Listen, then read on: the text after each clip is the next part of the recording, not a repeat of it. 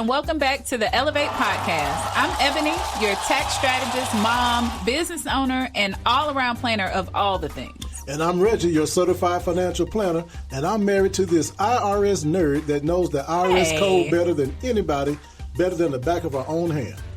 I guess I'll take that as a compliment. But today we're diving into something that everyone needs to think about right now, tax strategies for 2025. Yeah, not tax filing, but tax planning. There's a big difference. Filing is what happens once it's too late. Planning is what helps you actually keep more of what you earn.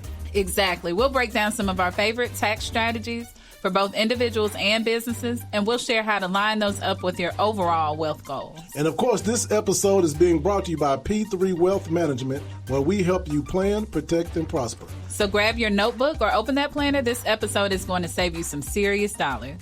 Let's do it. All right, guys, we are back in the saddle once again, ready to share with you for the next few minutes, what it is we do and how we help you elevate and take this thing to the next level. So today, we thought it'd be very, very appropriate to start the conversation up about tax planning. Right. And one of the things that I've heard Ebony say this before, but most people treat taxes like it's a one-time event that happens every year, every April. But wealthy people treat it as something that's going on year-round. That's right. So there is definitely a difference between tax planning and tax prep. Okay, give me the difference. Tax prep is reactive. For tax prep, if we take this year, for example, we are going to do 2025's taxes in 2026. Right. So there's very little that we can do in 2026 that's going to affect 2025's taxes. However, if we start in 2025 with planning is proactive. It's about making moves now that help you next year and beyond. Let me say, what that kind of reminds me of? What? Talking to any personal trainer, they would tell you, you can't wait till May to get your summer body together. Exactly. you should have done that back in December. People start in May. They working out hard. Man, look. Every day. Trying to get ready for the beach. So Two days. So what you're saying, So what you're saying is to have your tax situation the way you want it to look in 26, you got to plan that out throughout 25. Exactly. Okay. And so before we get into different ways and strategies, I want to first make sure everyone understand how taxes work in this country. So in the U.S., we have a progressive tax system, meaning that the more money you make, the higher the percentage is that you pay in taxes. It's not a flat tax. Okay.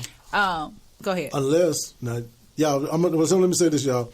Years ago, Ebony told me to chill out on my tax advice because that's not my lane. But I do want to throw a question. But corporations, it's a flat tax right now, right? Correct. For C corps. And not right now. It is. So in the we're going to go back a little bit. In 2018 tax plan during Trump's first term, they did a new tax plan. It changed the tax code. So it lowered the brackets for individuals, and then it also made a flat tax for corporations at 21%. But that is actually permanent. Okay. So it would take another tax plan to change that. Gotcha. One more thing I want to say, guys. I want everybody to not sit this one out because, oh, my God, Tech, who want to hear about that? Keep in mind, what Ebony's going to be talking about, what we're going to be talking about, this is the mindset of wealthy people. The number one pain point of wealthy people is paying taxes, okay? So if you're wealthy now, pay attention. And if you plan on being wealthy, you definitely want to pay attention because what she's going to be giving you are strategies to reduce that pain. Right. Or to not pay as much in taxes. Right. And taxes tell the story of your financial life. They show you how you earn, spend, give, and grow. And if you understand that, then you can do things to make it work out in your benefit. All right. Let's get to how taxes work first. Okay, go ahead. So, Reggie, like I said, the U.S. has a progressive tax system, which means that not all of your money is taxed at the same rate. So I get this question a lot. I may tell a client, you're in the 24% tax bracket. And the question that I get is, does that mean that all of my money is taxed at 24%? That's not what that means. It means that the highest rate you're being charged is 24%. Okay. And that's called your marginal tax rate. So if you wanted to calculate how much your actual tax rate is, so if you make $200,000 and you pay $50,000 in taxes, your effective tax rate would be 25%, meaning that 25% of your income is how much you pay in taxes. Go ahead. I got a question for you. So I don't know if you plan on hitting this a little later in this episode. So I know a lot of times when we may have someone that's converting money from a traditional IRA that has not been taxed over to a Roth IRA that's after tax. A lot of times we have to pull you into the conversation and say, how much should we withhold? Right. So here's my question. Do you always withhold based on the highest tax bracket that they're in? Yes. Okay. Because if they've already reached a particular tax bracket, any additional money is going to be taxed at that rate or higher. Gotcha. If it pushes them into another rate. Okay. And then as far as the tax brackets are concerned, they vary based on your filing status. So the filing statuses are single, head of household, married filing separately, married filing jointly, and qualified widow or widower. Hold on. Now, yes. Say those again. These are the only filing, what is it called, statuses that exist. All right? Because people be making up statuses that don't even exist, man. Single. Single, so that means you're not married. That means you're not married. Okay. Head of household. Not married, but you have a dependent. Correct. Okay. Hold on. Not married, but you have a dependent. Correct. Okay. Married filing separately. Married filing jointly. Okay. Or qualified widow or widower. Got it. And just for you all's knowledge, a qualified widow or widower, you can file that status in the 2 years after your spouse has passed if you have a dependent. Oh. Okay. If you do not have a dependent, you revert to single. Got it. And then in the year that your spouse passes, you file however you would normally file. Got it. Yeah. So go ahead. No, I was laughing because back when I was preparing taxes myself, I remember seeing people who would, say, hey, I'm filing head of household, but don't have any dependents. Like, okay, how are you going to be head of household? Or me and my wife both filing head of household, still no dependent. Like, y'all just making up stuff. Right. Man. It's just too complicated. Yeah, like, just keep it simple, man. There are 2 filing statuses for married people, separate, together. Or together. That's it. Jointly, yeah. Okay. So just wanted to give a basic understanding of taxes before we move on to how we can legally reduce them. Okay. Yeah. So let's talk about tax strategies for individuals and families. All right. So let's start with some personal tax moves, and these are going to be for individuals and families. Okay. Okay. So one of the tax strategies that does exist, and it will help you with lowering taxes today, is taking advantage of your retirement, whatever retirement plan you have at the job. Maximizing those contributions as much as you can afford to do right now. Now, so the money, let's just take the 401k as the most popular one. Money you put into let's say you're putting $10,000 a year into your 401k. It's going into that account before it has a chance to be taxed. So you're not being taxed on that money now, thus resulting in some sort of a tax deduction, tax break, whatever you want to call it. Ed may know the exact wording for that. But what I want to add, I have to add this because I teach and preach this all the time. Keep in mind, though, something, and it grows tax deferred. Tax deferred is not synonymous with tax free. It is not. Okay? It just means you're going to take it out taxable at a later date. All right? So you basically get some reprieve now on your taxes, but you do have to go see the man down the road. So just want to throw that in there. So maximizing contributions to your 401k or whatever retirement plan you have does give you a tax break now, but it may come back to bite you later down the road. And let's talk about it because we got to stay true to the strategies that we teach here at P3. So that is a deduction, but you have to balance taxes now and taxes later. Absolutely. And a lot of times we'll hear people nearing retirement say that they would rather defer the taxes because they're going to make less in retirement than they do during their career. We work with people every single day, and most of the time that's not the case. Not only is that not the case, it also goes back to what you said earlier in this episode. That's based on where the tax brackets are right now. Correct. The tax brackets move around during every administration. So you're assuming that whatever your future income will be is going to be in a lower tax bracket. That's not necessarily the case. They can shift tax brackets midstream on you. Actually, the current plan that we're in, it expires. It has a sunset clause, so it expires January 1, 2026. Absolutely it does. So everything reverts back. The highest tax bracket will go back to 39.6. Right. So that we definitely wanted to mention that as a tax strategy, but that needs to occur within your overall tax and financial picture. There you go. To make sure that it works for you. There you go. Within your overall plan, under the guidance of a skilled financial advisor and or a tax planner that know what they're talking about. Exactly. So another one that a lot of people may not even think about is a health savings account, an HSA. Yeah. Mm-hmm. So an HSA, it'll allow you to put money away tax-free to pay for specified medical expenses. Right. And the reason why that's a tax saving is because I would rather, you can do it two ways. You can earn the money, pay taxes, and then pay for your doctor's visit. Mm-hmm. Or you can earn the money, pay for your doctor's visit, then pay taxes. Yeah. And I would rather do it the second way. So there are some limitations, and you can only do this if you have a high deductible insurance plan, but it's definitely something you want to consider. And then it can also be used for like medicine as well, like over-the-counter medicine, like Tylenol. A lot of times people say HSA benefits include a triple tax advantage because of what you just said. The contributions are tax-free, it grows in the account tax-free, and the withdrawals, if they're for qualified medical expenses, are tax. Mm-hmm. So definitely take advantage of your HSA if you have one. Right. And so the limits are $4,300 for individuals, $8,550 for families. And if you're over 25, Lord, if you're over 55, you can actually actually do. Y'all ain't doing that. 25, you might not even have insurance. Right.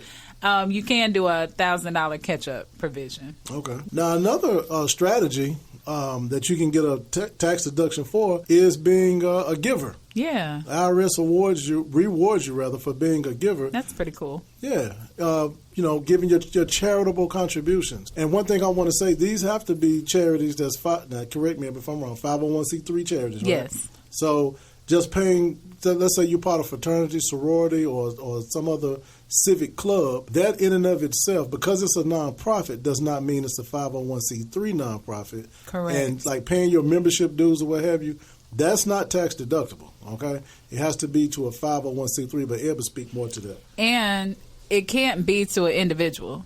So if you helped out a church member or a family member, you can't deduct that legally on your taxes. Okay. Again, to Reggie's point, it has to be a 501c3. So part of the challenge is that with the increased standard deduction, which we'll talk about a little bit later, it was harder for people to be able to deduct their charitable contributions. So people felt like they weren't getting a big bang for their buck because the standard deduction is close to $30,000 now for married filing jointly. But what you can do is donate you can create a donor advised fund and put a lump sum toward there. Because each year you can donate and deduct up to 60% of your income. Okay.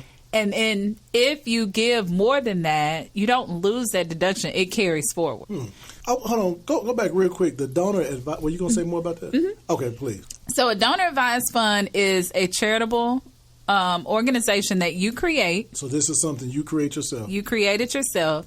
You donate to your fund, and then your fund can distribute it out however you want. And so how much can you donate to? Is it still the same 60%? Mm-hmm. Up to 60%, and that's each year. Okay.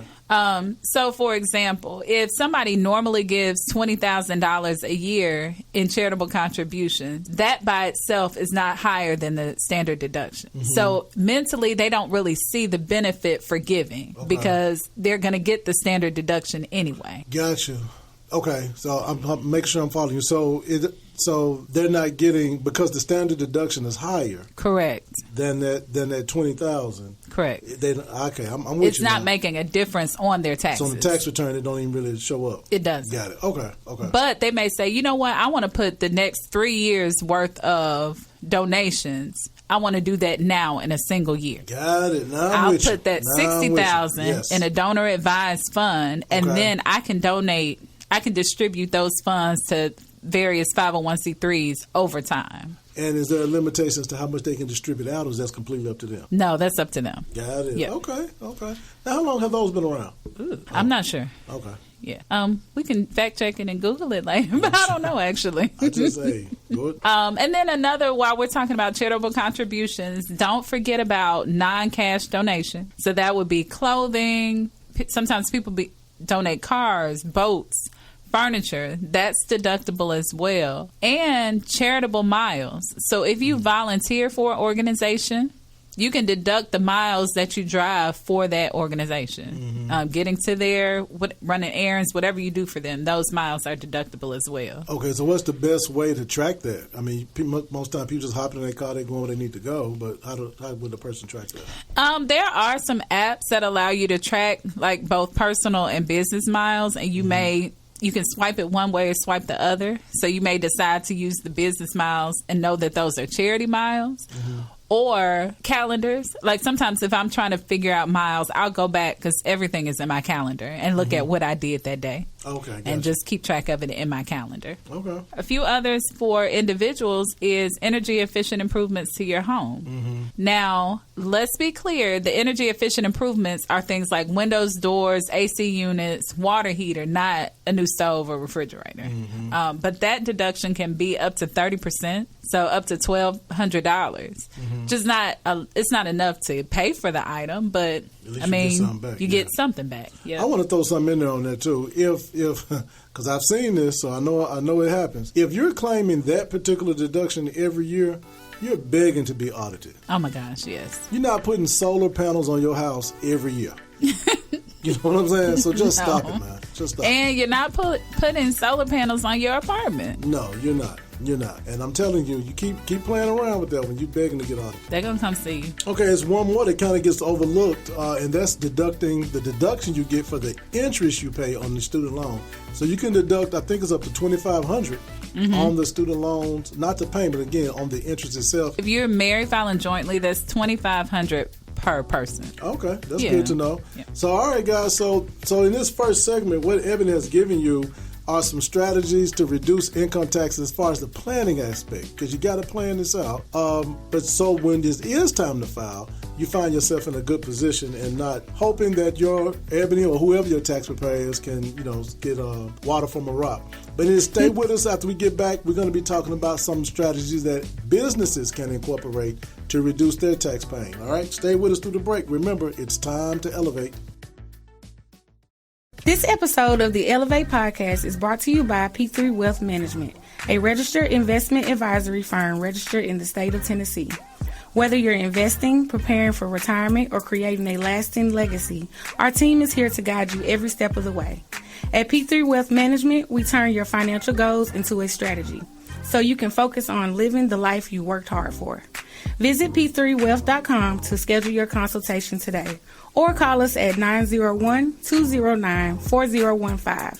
That's p3wealth.com. Plan, protect, and prosper.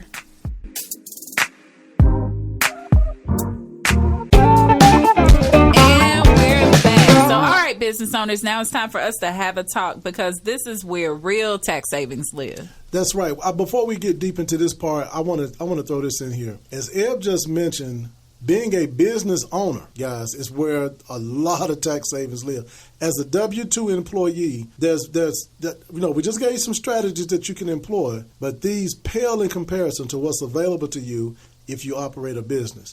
So I'm telling you, even if you have a job, even if you are a W-2 employee, get a viable business going as well, not just something on paper.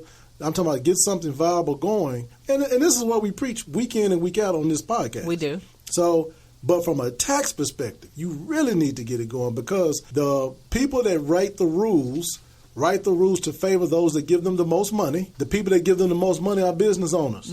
So the IRS rules are always going to benefit the business owners. That's true. So if you don't have a business, you are already behind the 8 ball. All right. So that being said, the number one deduction is that, or the number one thing is that deduct everything that's ordinary and necessary. Everything. Here's the thing. I remember learning this from Robert Kiyosaki's book years ago. He said that as a W-2 employee, you make your money, Uncle Sam take the taxes out, and then you get to spend what's left. He said, but if you're a business owner, you get to make your money, spend all that you can, and then get taxed on whatever's left. Yep. But I heard that, I'm like, sure, I'd rather do the second one. Right, who wouldn't? Talk about it, Ed. So anything that you need in order to conduct business is deductible. Right. Period. I mean, I really don't know how many other ways to say it. I don't care if you bought a paperclip, a pen, rent, phone service, all of those things are deductible. Now, if it can get a little tricky because I have people ask me about all types of things, like gym memberships. Well, that's going to depend on what you do for a living. Like if you...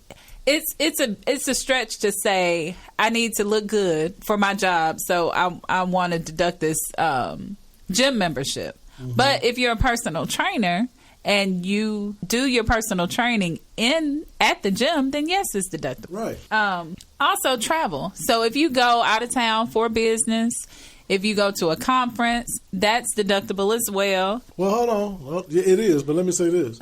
So if you and some friends go out of town to have a ball, to kick it.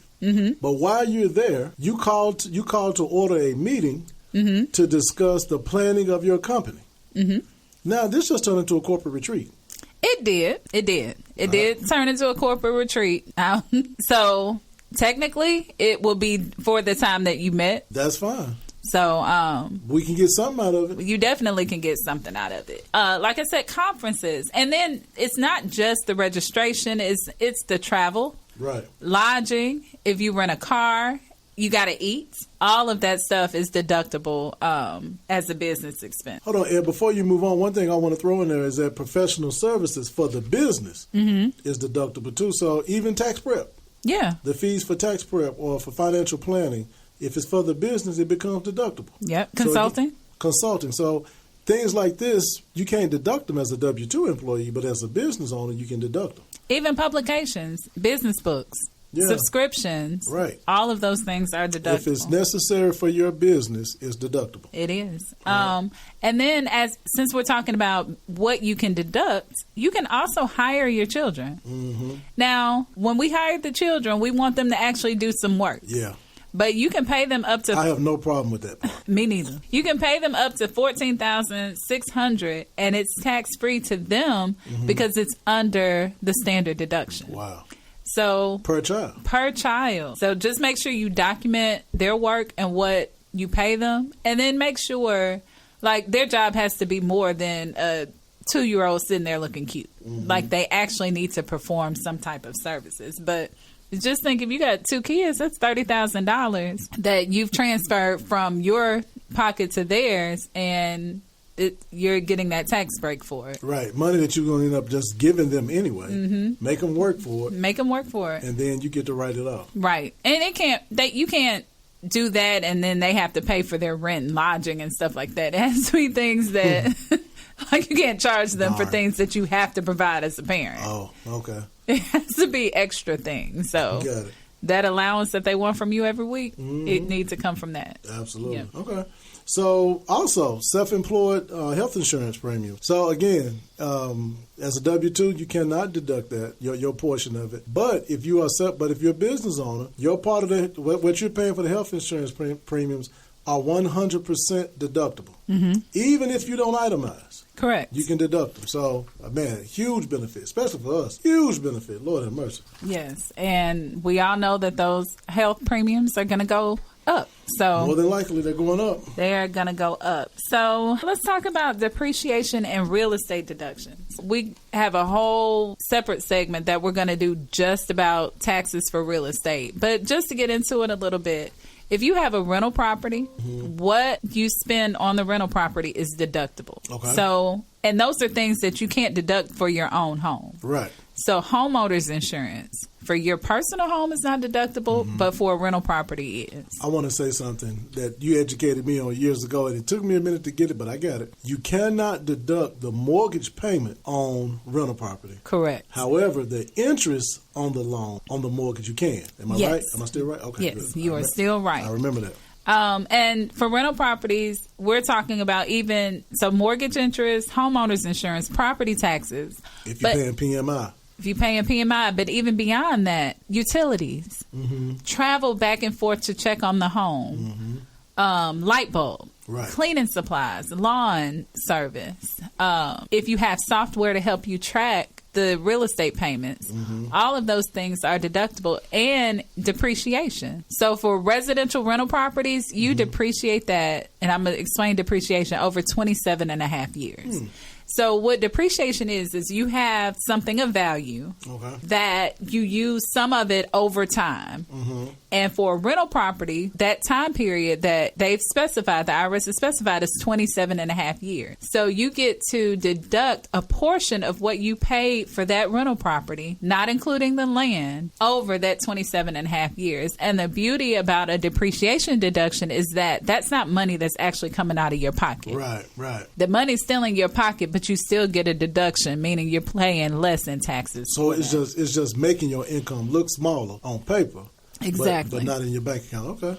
And then even vacation properties. So even if you have a vacation property and you spend, 25% of the time in it, and then you rent it out the other 75%, all of those expenses we mentioned, you can deduct 75% of that, even though you spend time in the home. So here's a question. Okay, so let's say we got a vacation property down in Panama City Beach. All right. Now, when we travel there as a family to check on our property and stay there for a couple of weeks, is that 100% deductible? Yes, because we're traveling there to do the business of that rental property. So the whole vacation becomes deductible? Essentially, yes. There you go. That's what I wanted to hear. And here's another strategy that people either sometimes don't know about or overlook. It's very similar to what we do in the financial planning space. In the financial planning space, what I'm about to describe is called a 1035 exchange. And this is where you can take non-qualified money that's after-tax money that has a taxable gain associated with it. You can move it from one account to a like account, an account that's just like it, and you can defer that gain until it's taken out of the second account. Right? Okay. You don't have to pay the gain in the transfer. Well, you can do that same thing in real estate. It's called a 1031 exchange. And so what you can do, if you're selling a home, it has some capital gains associated with it. If you don't take receipt of that money, don't take constructive receipt, leave it with your attorney, escrow, or whatever. Use that to put into another property. You can defer that capital gain down the road to some point in the future. So from a financial planning standpoint, why would someone do that? To not pay taxes now. Okay. Not pay taxes now. And then, like we talked about last week, what if in that next property or the next property, you keep deferring it, is eventually left to someone in the family or to the trust, they get a step up in basis. Now, nobody ever paid the capital gains on it. So a step up in basis basically means that what you bought the property for, so you bought it at $50,000, and the step up is when that property is passed to you, the new value of that property, the new basis, is what it was the day that the person who passed it to you passed away. Yeah, but let me help the listeners out. We talked about that in detail last week. So if you want to hear it, go out to YouTube. Elevate Now Podcast? Yes. Elevate Now Podcast. You get a whole dispensation on what basis is, all right? Yes. Ebony, I want to ask you a question. I've heard you mention this before, and that is about having the home office deduction. Now, here's a question. Do you have to have a home-based business to be able to take that home office deduction? No. So you don't have to have a home-based business to be able to take that deduction, but you have to have a home office or a home workspace. Okay. That's not my favorite deduction because it can get really ticky with the IRS. One of the rules is that space should be exclusively used for that business.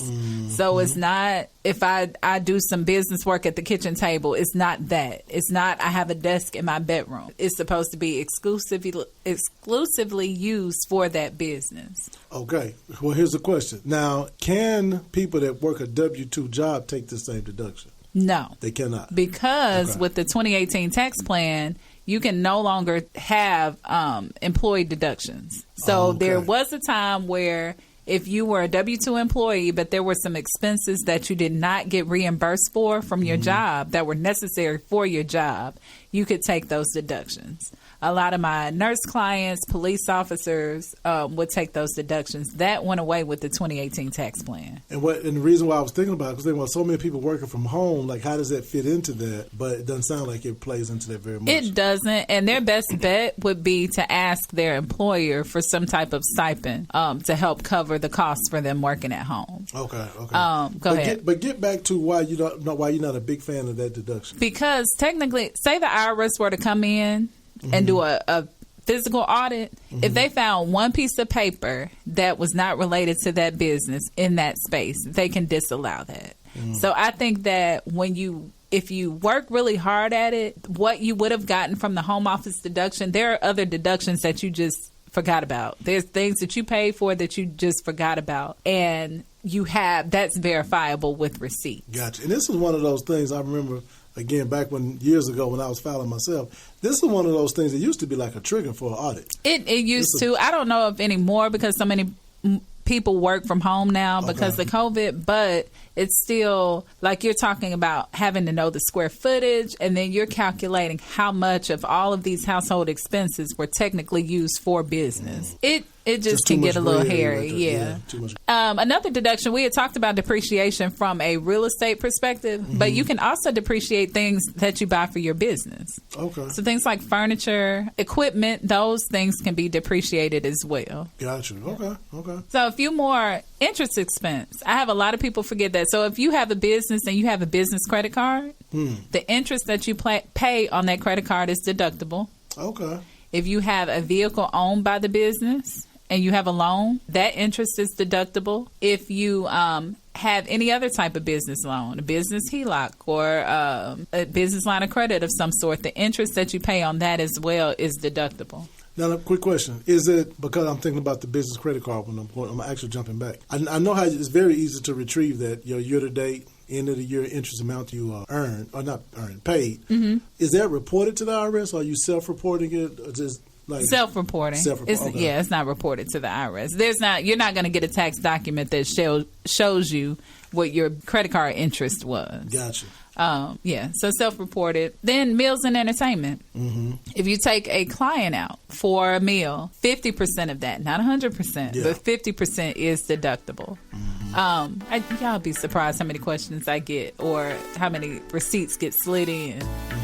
So just because you're a business owner does not mean you get to deduct all of your meals. Right. So I'll have people give me receipts and it's just them eating lunch. In town.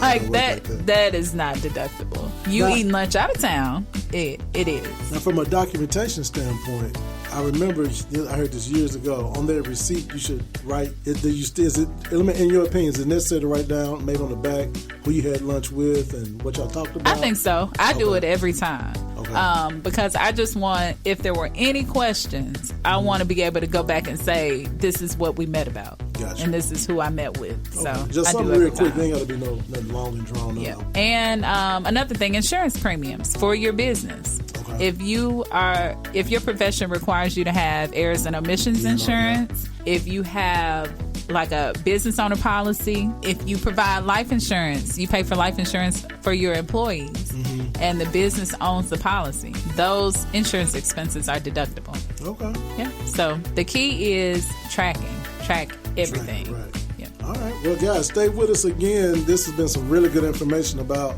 how you can legally keep more of what you earn. All right. So when we come back, we're going to be talking about legacy. Okay, when we come back, we're going to be talking about legacy. So stay with us through this last break. Remember, y'all, it's time to elevate. Real estate investors, the year's almost over, but your tax strategy shouldn't be. At P3 Financial Group, we specialize in helping investors make smart moves before December 31st. From maximizing depreciation and write-off to structuring your entities the right way, we'll help you keep more of what you earn. Don't just file taxes, plan them. Call P3 Financial Group today or visit p3financialgroup.com to schedule your year-end strategy session. Back. You're with Reggie and Ebony on this final segment of our Elevate podcast. And today we've been talking about 20 tax strategies for 2025, helping you keep more of what you earn. And if you missed the first 2 segments, you definitely want to catch us on the YouTube channel so you can go back and hear, because the whole thing we've been talking about today is the importance of tax planning that should take place before the tax preparation. Exactly. Now, right before the break, we said we're going to get into some legacy stuff that relates to taxes. But before we do that, I realized something got by me earlier, and I want to jump back for a second and talk real briefly about the tax strategy surrounding Roth IRA conversion. Okay. All right. So, real simply, the idea is, so if you have money that you've earned that's in any company retirement plan, such as a 401k, a 403b, deferred comp, any of those type of plans, the type of plans that we spoke about where the money goes in before it's been taxed, is growing tax deferred, and in the future that money has to come out at a taxable rate. Now, here's the thing. One thing people misunderstand. Some people think that it's going to come out at the same tax rate that you were in when you made the money. That's simply not true. When it comes out, it's going to be taxed at wherever those tax rates are at that time. All right. Because of that presents a planning opportunity for people that are more future focused. Here's what I mean by that. Most of us in the financial services industry believe that due to 3 reasons I'm going to give you, we believe very strongly that taxes are going to be much higher in the future than they are right now.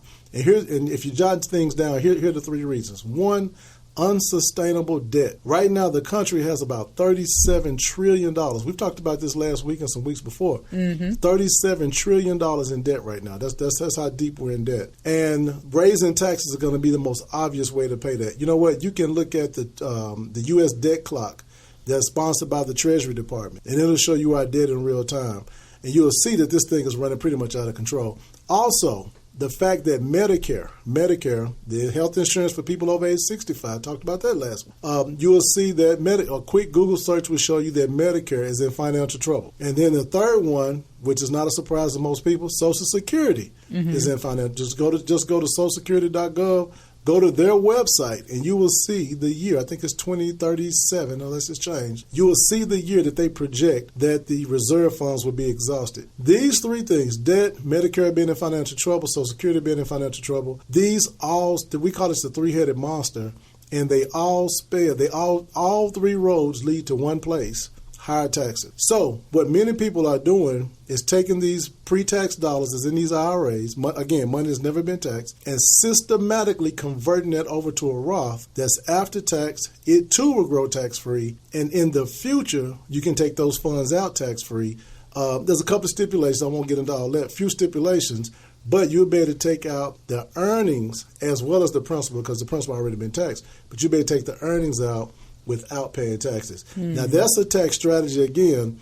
It's not meant for tax deductions today. It's more future focused. If you want to put yourself in a position where down the road, regardless of what happens with these crazy tax rates, you'll be 100% tax free of that. So we missed it earlier. I'm going to go back and hit that. And so, to your point, we don't know what the tax rates are going to be. So it's very hard to plan when there are unknowns. Right. You can plan for unknowns a little bit, but that's a big unknown. It's not knowing whether the rate is going to be 10% or 50%. Right. I mean, we have no idea. And I would add that, as we've discussed, using a professional is definitely the best move, because this needs to be done in conjunction with your tax accountant and financial planner to make sure that you're maximizing those tax savings, because there are other factors that play into going ahead and paying the taxes now. It does. And just to help people out, I literally, some people say I wrote a book about it. No, I literally wrote a book about this. It's called Don't Take That Cheese. And in this book, I go to great lengths to prove that taxes will go up. You can get it on Amazon, y'all. You can get Amazon, Walmart, Target, wherever, Barnes & Noble, wherever books are sold, you can get that book. But read that book, and it's an easy read. It's written very, where anybody can understand it. But in that book, I go through great lengths to prove that you will want to have a pot of money in your retirement years that you can pull from, where taxes are not an issue. So anyway, word to the wise. And definitely, and that's a good transition, because if you have money left over that you don't have to live off of in retirement, guess who that goes to? Who? Your heirs. Oh, yeah. Okay. So that leads us right into some legacy planning. So taxes are a pain point for most people. And when you're nearing retirement, what some people try to do is go ahead and shift some of that tax burden to other people by gifts, right? Uh-huh.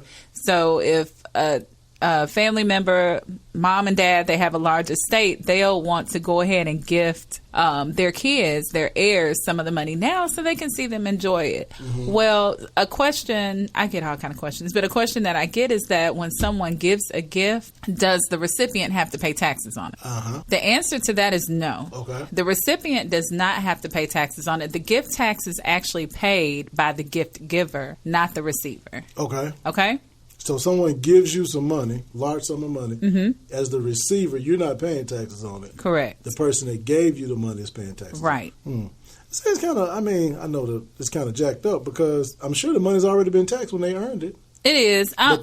But to give it away, you got to pay taxes to give it away? You do have to pay taxes to give it away. However, there's a large gift tax exclusion. It's $18,000 per person, and the lifetime estate exemption is $13.61 million per person. So what that means is that each year that you give someone a gift, you don't have to include that in that $13.61 million total unless that gift is over $18,000 per year. Okay. But if it is over $18,000, then there's an additional form that you need to file with your taxes to start tracking the amount of money. Gotcha. But you can do up to $13.61 million without having to pay any gift tax. Okay.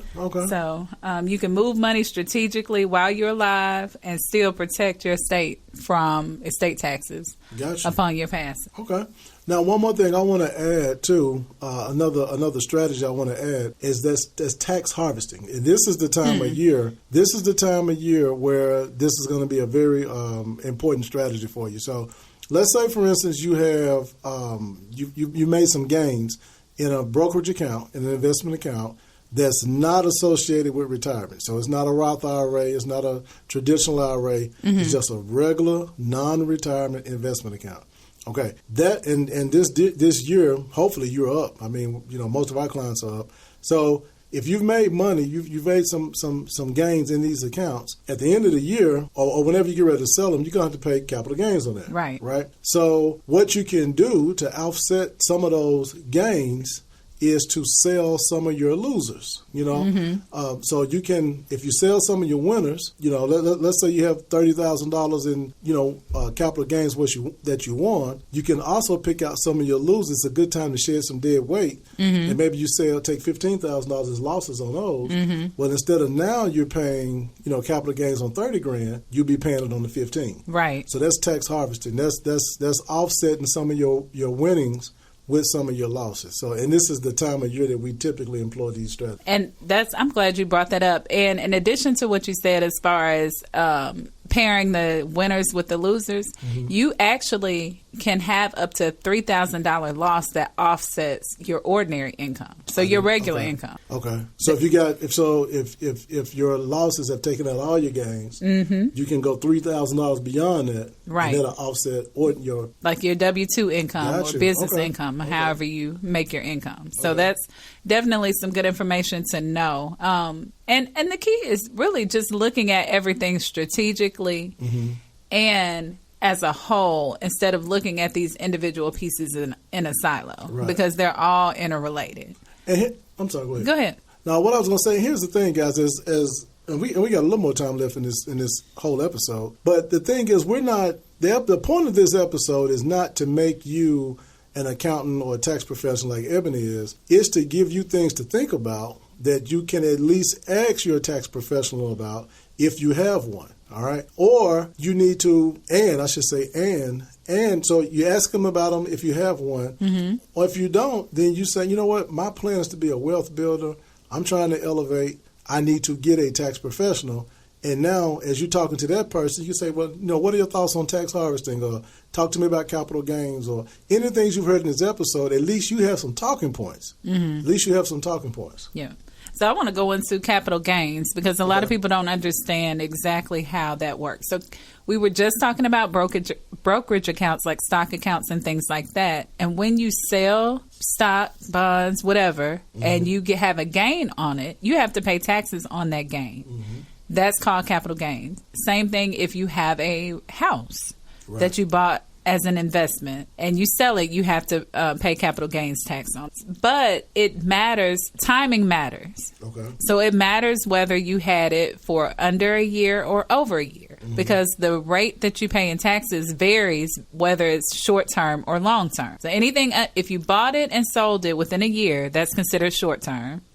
If you held it for longer than a year, that's considered long term. Okay. Here's the key. Short-term capital gains are taxed at your ordinary income rate. So, like if you're in a 24% tax bracket, right, and you bought something at $10,000, you sold it at $20,000. Just make sure I got it. That and you held it, say, for 11 months. That $10,000 gain going to be taxed just like your rest of your W-2 exactly. Gotcha. So here's the thing, though. Once you hit that year mark. The long-term capital gains rate can either be 15%, or 20%. Okay. So to your point, if you held something for 11 months, you're going to pay 24% on it when you could have just held it another month and now pay a lower capital gains rate. Gotcha. And then if you're a single filer and your income is less than $48,000, you don't pay any tax on capital gains. I didn't know that. If it's less than what? $48,000. Okay. And if you're married filing jointly and it's less than $96,000, there's no capital gains tax. Okay. So timing matters. Do you have the other ones by chance, or the other what? Like what kicks you into the 15 and 20? Oh yes. If your income is between $48,000 and $533,000, and you're a single filer, then the capital gains rate is 15%. And for married filing jointly, it's between $96,000 and $600,000. It's 15%. So you don't hit that 20% on long-term capital gains until you're a single filer over $533,000 or married filing jointly over $600,000. Got it. You know, I definitely knew how capital gains work. Definitely knew there was a difference between the 15 and the 20. Had no idea it was tied into the income brackets like that. So learn something new, guys. Everybody can learn. Everybody can learn. I'm sitting here learning myself. Yep.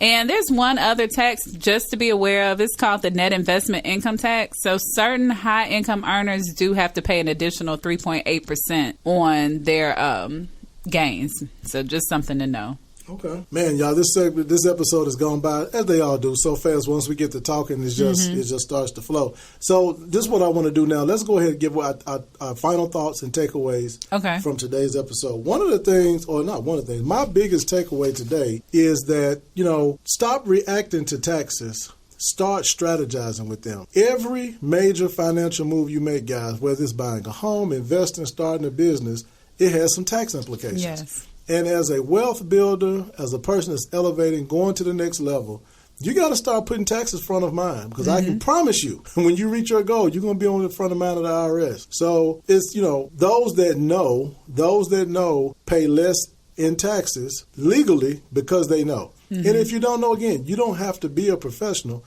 but you should want to employ the services of a trained tax planner who may also be the person that prepares the tax. It is a difference. And if you didn't get anything else from this episode, know this: there is a difference between a tax preparer and a person that does tax planning. That's true. That's so true.